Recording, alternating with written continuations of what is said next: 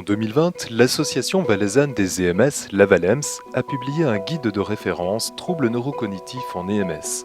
Ce document vise à soutenir les établissements médico-sociaux dans l'élaboration et l'adaptation d'un concept d'accompagnement spécifique. Ce guide de référence s'adresse avant tout aux institutions. Il vise à leur donner les moyens de s'adapter et de développer leurs concepts. On analyse les différentes définitions possibles, mais aussi les différentes philosophies de soins.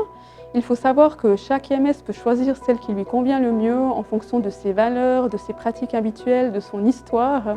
Parmi ces différentes philosophies, on peut par exemple citer les soins centrés sur la personne, la philosophie de soins Gineste Marescotti, dite humanitude, le caring de Jean Watson, la philosophie du prendre soin de Michel Billet, mais aussi par exemple la méthode Montessori adaptée pour les personnes âgées. C'est tout en fait des éléments très simples, mais qui permettent de conforter le patient qui a besoin en fait d'attitudes, on va dire d'activités répétées, structurées, dans un environnement qui est le plus stable possible. Nous abordons aussi les différents types de mémoire et le processus d'altération qui survient tout au long de la maladie. Si on a un affaiblissement de sa mémoire sans conséquence sur son fonctionnement dans la société, dans la vie quotidienne, on parle de troubles neurocognitifs mineurs. Et si on commence à avoir des perturbations dans ses activités habituelles, on appelle ça instrumentales dans un premier temps, c'est-à-dire être capable de faire ses courses ou de répondre au téléphone, c'est le début. On va vers les troubles neurocognitifs majeurs. Un accent est également mis sur les aspects plutôt éthiques et juridiques qu'il s'agit de prendre en compte quand on accompagne des personnes atteintes de démence. On peut notamment mentionner par exemple le respect de la dignité, le respect de l'autonomie. Cette notion est également reprise d'ailleurs dans le nouveau droit de la protection de l'adulte et de l'enfant de 2013 qui laisse une grande place à la notion d'autodétermination. Cela se manifeste par des résidents qui sont invités à remplir par exemple des directives anticipées ou aussi une alternative possible, c'est par exemple la planification des soins anticipés qui sert aussi à recueillir quelles sont les volontés exprimées ou présumées des personnes qui sont accompagnées dans nos institutions.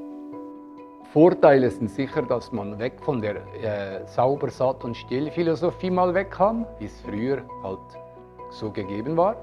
Mittlerweile ist es so, dass man aus dem hat gelernt, dass der Bewohner eigentlich daheim auch nicht nur still, sauber und satt war, sondern hat leben und dass jetzt Leben einfach in einem anderen Rahmen darf stattfinden. Nous mettons aussi un accent particulier sur l'importance d'avoir du personnel particulièrement qualifié pour prendre soin et accompagner les résidents atteints de démence. Ce sont des soins et une approche qui ne s'improvisent pas. Chaque détail a son importance, comme par exemple la manière de regarder la personne, la manière de la toucher, le ton de la voix qui est utilisé pour lui parler. Et c'est important que l'ensemble des personnes qui sont au contact de nos résidents au quotidien puissent avoir la formation nécessaire pour prodiguer des soins de qualité. Also es war sehr interessant. Am Anfang war ja das total neu, vor allem für die schon länger in der Pflege gearbeitet haben, und sich ziemlich müssen, anpassen, weil es eben ganz in eine andere Richtung ist gelaufen. Weil der Schwerpunkt nicht mehr nur sauber und satt und still war, wie ich schon erwähnt, sondern dass man mit dem Einzelnen näher ist an die Biografie dran gegangen, was braucht er, was ist notwendig und was nicht. Enfin, pour terminer, nous avons tenu à annexer à ce guide de référence les recommandations édictées par Alzheimer Suisse au courant de l'été 2020, à la demande notamment de l'OFSP, toujours dans le cadre de la stratégie démence 2014-2019.